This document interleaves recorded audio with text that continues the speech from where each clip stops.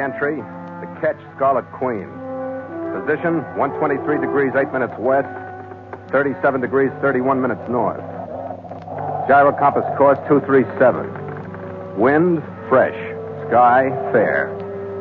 Remarks, cleared port of San Francisco at 2:30 p.m. Sailing delayed 19 hours due to death of first officer. Cause of death, the Shanghai secret.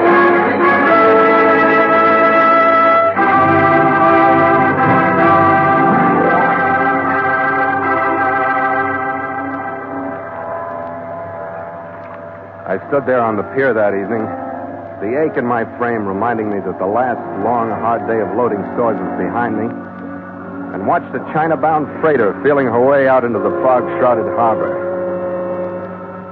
The Scarlet Queen nudged her fenders against the dock right below me, her bright work shining like costume jewelry even in the failing light. She was beautiful in her new white paint, and she was mine, all 78 feet of her. She rose and fell, just a little, delicately, lifting the carved wood figure under her bowsprit out of the shadows now and then. A fresh, young body, looking forward, bold, teasing, dressed in only a crown and painted brilliant red. The Scarlet Queen, the woman my own particular world revolved around. But that gray San Francisco evening wasn't cut out for romance between man and lacquered wood. I didn't hear him as he walked up behind me, but it didn't take me long to pick up the odor of a jail cell after he opened his mouth. You Philip Carney? Yeah, that's right. I'm Kessel, San Francisco homicide. You know a man named David R. Malone? Yeah, he's my chief mate. What'd he do? He died. Come on, you got a date at headquarters. Wait a minute. It's a little sudden on a full stomach. What happened to him? The books are going to call it murder by a person or persons unknown. Homicide wants to know you better.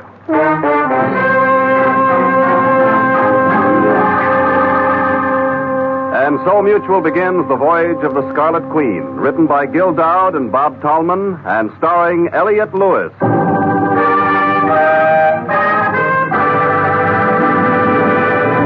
The Scarlet Queen, proudest ship to plow the seas, bound for uncharted adventure. Every week a complete entry into the log, and every week a league further in the strange voyage of the Scarlet Queen.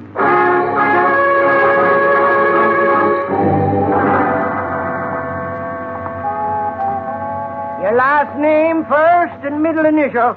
Carney Philip M. Age? 29. Height? 6', 2.5. Weight? 207. Eyes blue, hair brown. Scars or other identifying marks? Yeah, tattoo, a 3-strand Turk's head on my right bicep. A what? A 3-strand Turk's head. It's a knot, you know. Or does somebody else tie your shoelaces? Kessel, I'm getting awful sick of this. Shut up and answer the question. Address? The ketch Scarlet Queen. Street number? Street number? How? Pier 48, berth 2, Embarcadero, not permanent. That'll be enough for now, O'Brien. That might be a pretty permanent address at that, Carney. Not with me paying the rent. I got my port clearance and I'm leaving tomorrow. Maybe you are, Carney. How long had you known Malone? Since, about 5 days. Not about, Carney. How long? 5 days. I signed him on 5 days ago. Uh-huh. When'd you see him last? Exactly. Between 12:30 and 1 this afternoon, I saw his stern end going around the warehouse at Pier 48. He turned to the right, exactly. He went to room 218, the Crown Hotel on Columbus Avenue, the North Beach section. Why? Because he's human, I suppose. They build hotels for people to go into. He didn't look human when we found him. Look, Kessel, I don't know anything about it. I'm sorry Malone's dead. He was a nice guy. But that's all I can give you. If you want an alibi, I've got 4 seamen who loaded stores with me all day. That'll carry me to the time you tap me on the shoulder. What do you want, a halo? That's all right. It's all right. Just don't get sore, Connie. Here, you want a cigarette? No, thanks. All I want is a cab back to the Embarcadero. On you. Sure. We'll take care of it. Just a couple more questions. Oh, stop. That Patience Act fits you about like a bare midriff evening gown. Take it off. Get comfortable. Thanks, Connie. I will. What could Malone have learned on your Scarlet Queen that somebody'd go to a lot of trouble to get out of him? What are you talking about, Kessel? Malone was tortured. That's what I'm talking about. For a good long time. And then somebody slipped or lost their temper. He didn't know anything. He didn't know why $50,000 was deposited in your name last year? I don't know what you're talking about. Hey, Barrett, bring Funston in. The name Funston rang just a faint bell for me, but I recognized the little guy they brought in all right. If there was anybody who knew about my banking business, he did. He worked there, in the assistant cashier's office. Down there, he was just another face looking at you through rimless glasses. Here, he looked like trouble. Mr. Funston, is this the man you say received that $50,000 letter of credit? Well, I'm sorry, Mr. Carney, but the police, you know. Yes, sir, he's the man. Remind me to bank someplace else next time. That's all, Mr. Funston. Thank you. I hope you understand, Mr. Carney. I had to answer the Cast question. off, Funston. I'll thank you later. You guys have got long noses, haven't you? Yeah, when things smell as rotten as this. It was deposited in the San Francisco bank while you were in China with the Marines. Where are you getting this, Kessel? It was sent over as a letter of credit from a firm in Shanghai called Kang & Son. Most of it went to a local shipyard where your Scarlet Queen was built and to a flock of coast companies for your cargo. 50,000 mystery dollars, Connie. And a voyage to nowhere. I won it in a crap game, and my articles say Honolulu. Honolulu. With enough stores aboard for a 2-year cruise, who do you think you're kidding, Connie? Why don't you talk? Why don't you get tired? You're pumping a lot of bilge flush. You're bluffing your heart out, and you know it. All right, Connie, you can go. Well, it's about time. But you will be at Pier 48 when we want you. What do you mean by that? The Coast Guard's a cooperative outfit. Your port clearance has been revoked until this is cleaned up. I'll call you when I want you again.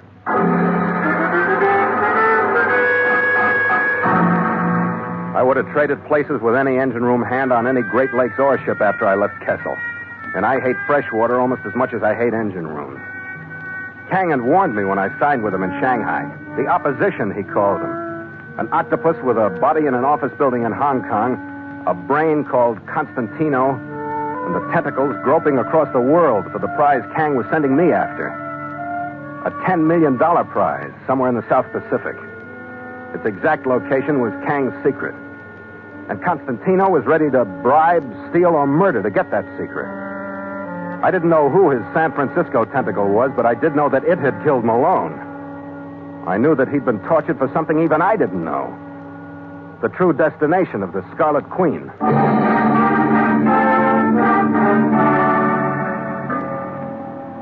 It was 7:30 by the time I got back to the Queen. I checked her mooring lines, went into my cabin, poured myself 2 quick, stiff drinks, and started to clean a .45 automatic I'd gotten out of the habit of wearing. If Constantino's machine had gone into operation, I figured it might be a healthy habit to get back into. I had it stripped and spread out on my desk. And that's when I met Gallagher. Big Red Gallagher. Hello, Skipper. Who the devil are you, and how'd you get aboard? I wanted to talk to you. I'm Red Gallagher. Where's my gangway watch? He's got orders, nobody aboard. He tried, Skipper. Don't blame him. But you know how it is. I wanted to talk to you. He didn't have to explain. He held up a hand about the size of a fielder's glove and rubbed the knuckles as if they were bruised. He didn't have to say any more. He was about my size, wearing a shapeless, stained white duck officer's cap, faded dungarees, and a jumper with the sleeves rolled up. His face was heavy-featured, but not flat. His eyes gray and set off by crow's feet wrinkles from squinting into the sun. And they were laughing at me. But no harm done, Skipper. He isn't hurt bad. Maybe he wasn't big enough to put you over the side. Now, wait a minute, Skipper. Take it easy. We'll just bust up a lot of furniture and lose a lot of skin that way. Don't be so jumpy. All right, unload in a hurry and get out of here, then. What do you want? I hear you're looking for a new chief mate, and I want to sign on. Where did you hear I was looking for a new chief mate? I got a friend at the mall. He keeps me abeam of these things. Uh-huh. Is the rest of the story for sale? What story, Skipper? Is there something I should know? I don't like your trim, Gallagher.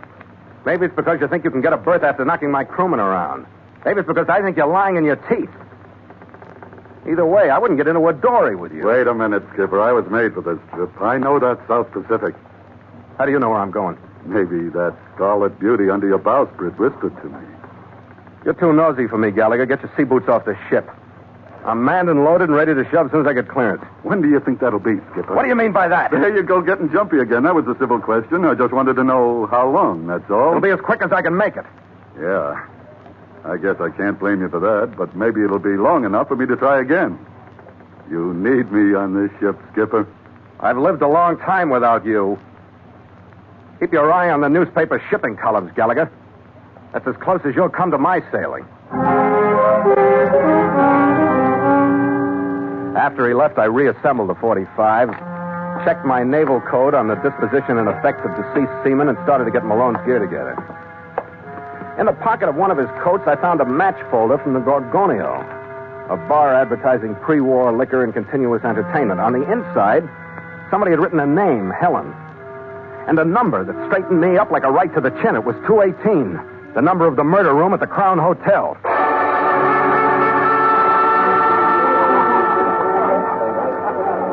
"20 minutes later, I was at the Gorgonio. It was a typical non-tourist North Beach bar. Good, healthy fishermen up from Fisherman's Wharf. 3 women at the bar, and one sitting at the electric organ up on a platform. None of them had Helen printed on their backs, but the only one whose name anyone would bother writing down was the girl making with the music. Honey-colored hair with a gardenia over the left ear, white shoulders pushing out of the whiter gown, a face full of confidence in the rest of it. And no wonder. After I finished my drink, I walked back toward her. Say, excuse me, but would your name be Helen? Oh, that's a novel approach, isn't it? Should I go back and try it over with Irene or Penelope? What's the difference? It end the same way. Can I play something for you? This one suits me. If I can talk to you through it. Can't for the life of me see what we'd have to talk about. Maybe some other time we can get around to that. But I ran into an old mate of mine yesterday. He mentioned this place, and you know I'd like to locate him. His name is Dave Malone. Do you know him? Malone? Sure he said he knew me? Yeah, I thought so, but maybe he was just hoping, huh? Yeah. Afraid that must have been it, because I don't know any Dave Malone. Yeah, well, it was one of those things. He mentioned your name, so I thought I'd give it a try, but I'll coast around. Maybe I'll come back on my own sometime. I hope you do. I'll be here. Wear that dress, will you?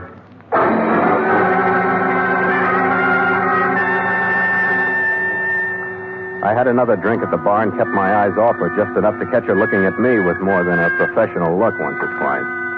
She did go off guard right after I threw Malone's name at her. I was sure of it. I finished my drink and went out the door like I had someplace to go. But I stopped right after I got out of range of the windows, counted 5, and eased back so I could just look in. She was leaving the platform. And I, along with the good, healthy fisherman, watched her sway that white gown back to the phone booth. It wasn't taking her long to contact somebody about me contacting her. It was just chance so far, but they were Malone, Helen, and 218, the number of the murder room at the Crown Hotel. It could have been coincidence, but there isn't much room on the back of a match folder.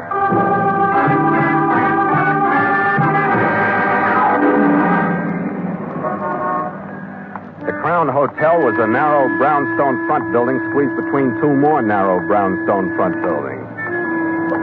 I looked in at the musty lobby. It was empty. I tried the door once to see if it was going to ring a bell someplace. When nobody showed up, I went in. There was a dingy brown hunting scene hung on one wall, and a dingy brown smell of bad ventilation hanging over everything. There was an immodest calendar from a Reno gambling club wasting its time behind the desk, and a register book that had seen more lives than Munchausen. I flipped the pages back to the day before, found room 218. It was registered to one John Smith. Then, just on impulse, I flipped back to the current date and found myself on top of the whole mess. Sprawled in an awkward hand against room 218 was the single name, Gallagher.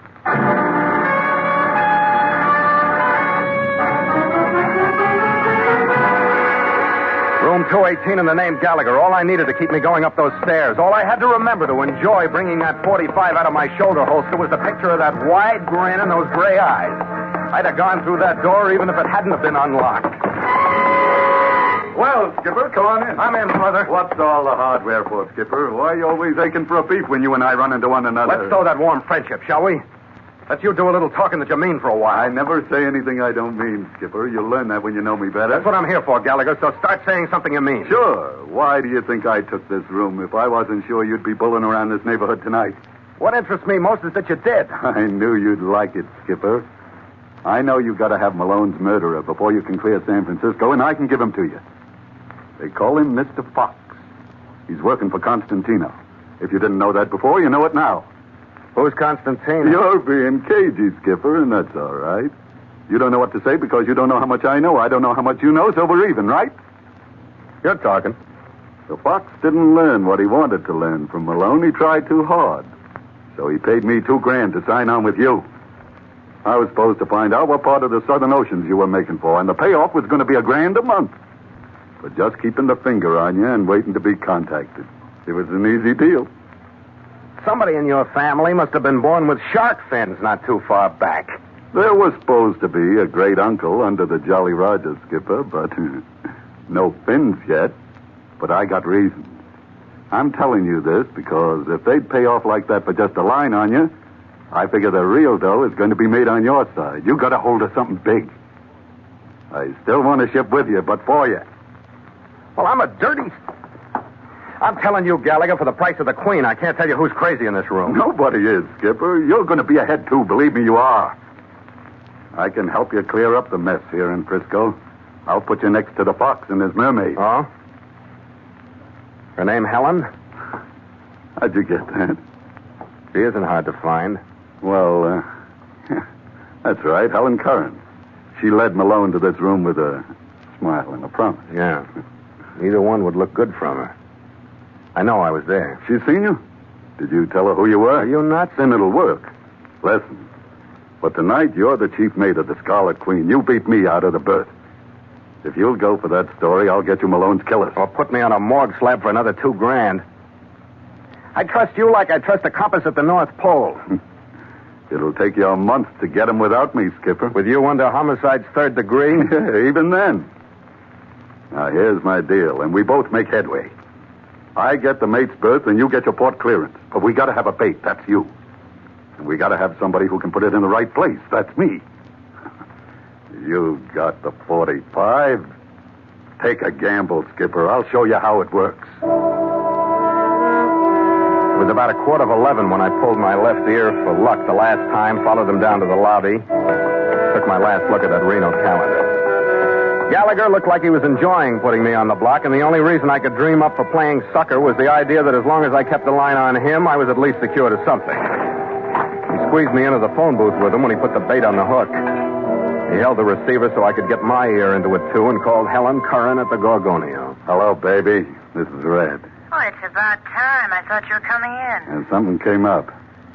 Did you get the gardenia? Sure, I'm wearing it right now. When can I show you how much I like it? Don't talk like that when I'm so far away. Listen, things got foul tonight, but I think they'll work out anyway. What happened, Red? I missed that mate's berth by about 15 minutes. A guy by the name of Pritchard beat me to it. Oh, Red, the Fox isn't going to like this. I think he will. Did a guy come in there tonight looking for Dave Malone? Yeah. Why, Red? That was Pritchard. And he's got the information we want. That sounds funny, Red. How'd you get all this? He stuck his head in a bar where I was, and I recognized him. He knows where they're headed. I could have maybe pumped him for it, but I thought it'd be better if you and the Fox were in on it, too. Yeah. Where is he? On his way back to the Gorgonio to see you. He's big. So I better tag along for the party, don't you think? Maybe in your apartment later, if you can get him there. And I think you can. All right, Red. Give me a half hour to get through to the Fox and call me back. I'll let you know where he'll pick you up, okay? Yeah, but, baby, take it easy till I get there. I don't want that gardenia crushed on anybody's shoulder but mine. Helen Helen Curran knew her business. She didn't go overboard selling herself, but like nature taking its course, she in the white gown and I got into a cab after closing time. Her apartment was in the Buell Arms on Russian Hill. It was a little overdone in modernizing a setup that was dull mid-Victorian a few years back. Light walls with Venetian blinds, some flamingos and parakeets flying through verdant jungles, and framed before they started. And a bedroom to the right that she went into saying something about something comfy. When she came back, I saw clearly that she went for off-the-shoulder hostess gowns, too. There now. I feel more comfortable. Mm-hmm. What's the matter with me, anyway? Is there something? I always seem to stir the wrong approach in you. Or are you just shy? With you don't need an approach. You just move naturally. You aren't shy at all, are you? You're just overconfident. You've been spoiled by women. It's never hurt me. But then it's not very often as appealing as your brand. Do you think I'll spoil you? But I wonder if you'd hurt me. Not even if I could, and I'd... Hey, wait a minute.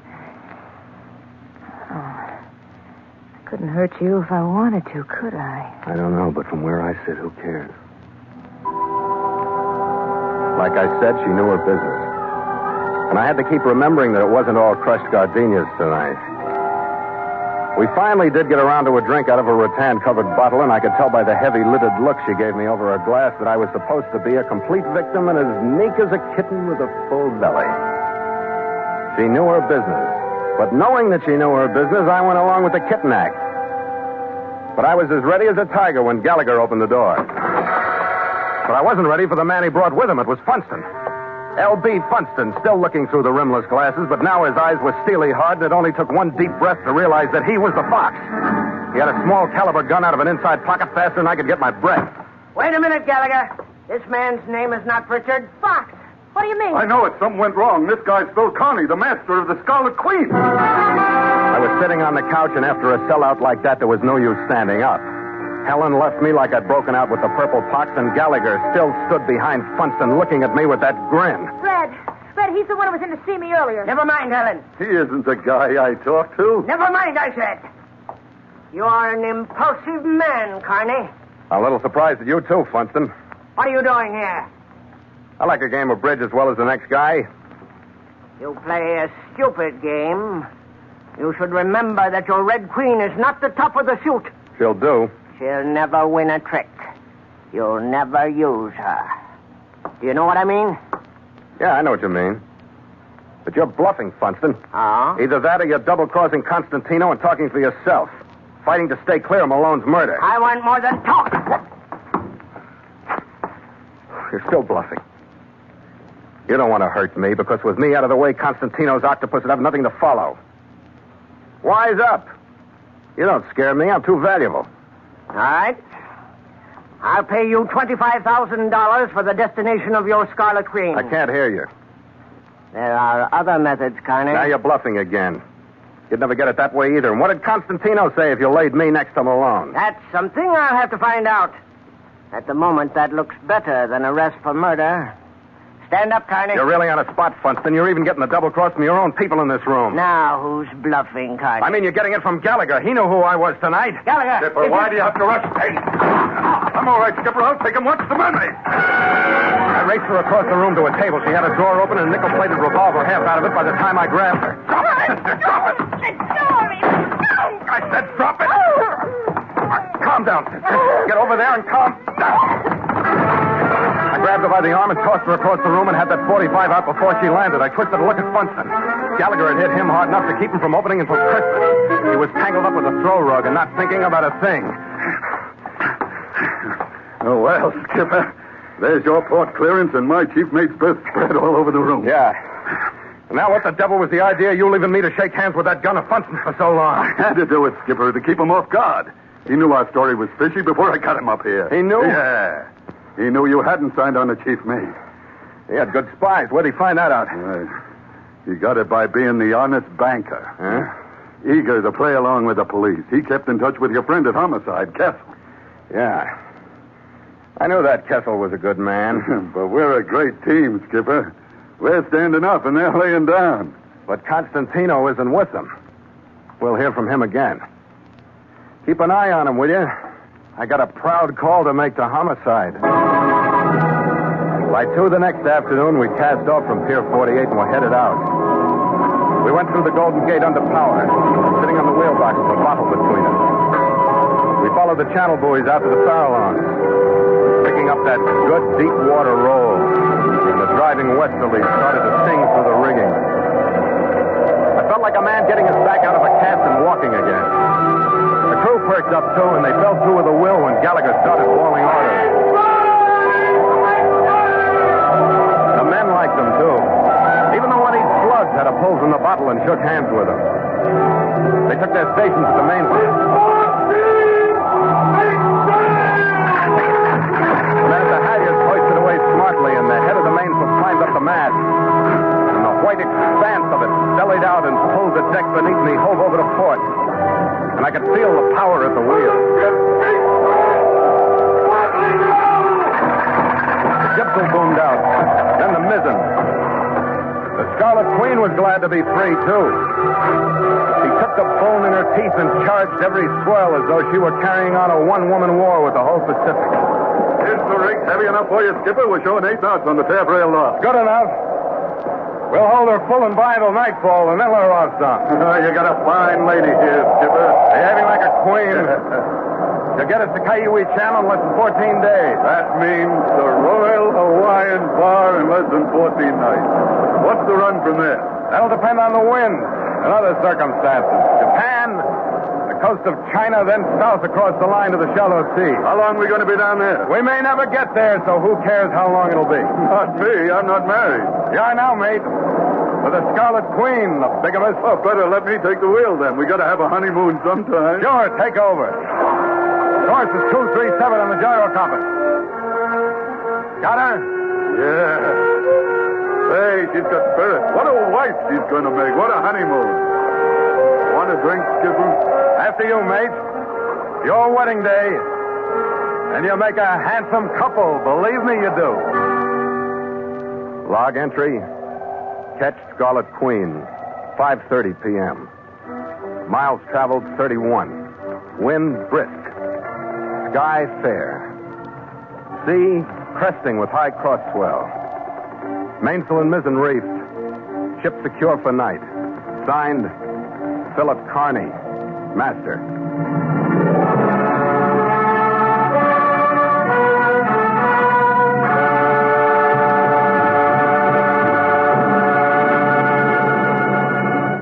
The Voyage of the Scarlet Queen has come to you through the worldwide facilities of the United States Armed Forces Radio and Television Service.